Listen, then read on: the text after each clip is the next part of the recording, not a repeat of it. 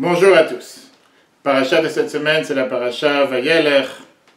Mais bien sûr, l'événement majeur de cette semaine, c'est Rosh Hashanah. La nouvelle année, 5779. On va s'arrêter aujourd'hui ensemble sur quelque chose qui nous intrigue, du fait que Rosh Hashanah, c'est le jour de la naissance de l'humanité tout entière, le jour de la naissance d'Adam et Ève, comme le Midrash nous raconte que Adam est né à la 6e heure, Ève à la 7e heure. Et on sait que le jour de Rosh Hashanah, la tête de l'année, c'est le jour dans lequel Dieu juge toute l'humanité, les animaux, les plantes et bien sûr l'être humain. Or, quand on parle de l'être humain, il y a ici quelque chose qui dérange. Du fait qu'on sait très bien que quand Dieu a créé les plantes, les arbres, il n'a pas créé un pommier, un poirier, voire une seule plante, mais il a créé des dizaines, voire des centaines ou des milliers de pommiers, poiriers, plantes. De chaque chose qu'il a créée, ils ont été créés en nombre. Comme c'est écrit dans le Chumash Bereshit que nous allons commencer dans quelques semaines. Pour l'être humain, on voit comment Dieu a créé un seul homme et à partir de lui une seule femme. Et après ça a pris de nombreuses années pour pouvoir se multiplier, fructifier jusqu'à ce qu'il y ait eu des enfants, des petits-enfants, jusqu'à ce que l'humanité tout entière a pris place. Alors que pour les animaux, ce n'était pas de la sorte, et pareil pour le végétal ou le minéral. Pourquoi Dieu a dû faire une telle différence? Pourquoi pour l'humain, c'était un seul homme, une seule femme, et pour tout le reste, c'était en nombre?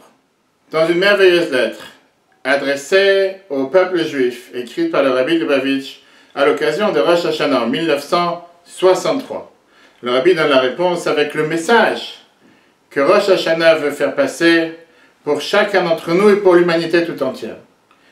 Dieu n'attend pas de gestes au pluriel de toute l'humanité, mais il veut que chacun d'entre nous, individuellement, se rende compte du pouvoir qu'il a pour changer et faire de ce monde un monde meilleur. Dieu attend de chacun d'entre nous de manière individuelle.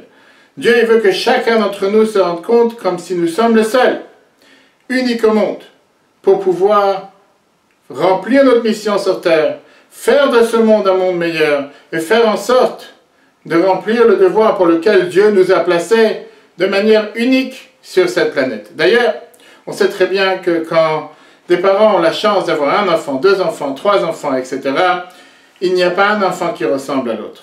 Pourquoi Dieu ne pouvait pas faire en sorte que de la même manière que pour les iPhones ou les Samsung ou n'importe quelle autre marque de téléphone, en général, la chaîne fabrique des dizaines de milliers d'appareils qui sont exactement les mêmes l'un à l'autre. Pareil pour tout ce qui est la consommation. On a des centaines de milliers de bouteilles de jus de fruits qui sont totalement identiques. Pareil pour les habits.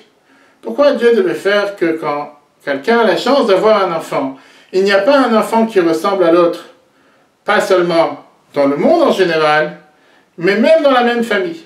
Il n'y a pas deux enfants les mêmes. Pourquoi Dieu ne pouvait pas faire qu'il y a ce qu'on appelle la production de telle année, la production de telle année? Pourquoi chaque enfant est totalement différent de l'autre, une créature totalement unique et individuelle? Et justement, là est la réponse. Car Dieu attend de chacun d'entre nous de s'imaginer que nous sommes uniques au monde, que nous avons tous notre devoir, notre mission à remplir, et qu'on ne peut pas se dire que si jamais je ne vais pas remplir ma mission, quelqu'un d'autre le fera à ma place. Ça, c'est l'enseignement majeur de Rosh Hashanah, dans lequel, bien sûr, Dieu est là pour prendre en compte et juger toute l'humanité. Mais Dieu veut avoir un lien personnel, individuel, avec chacun d'entre nous.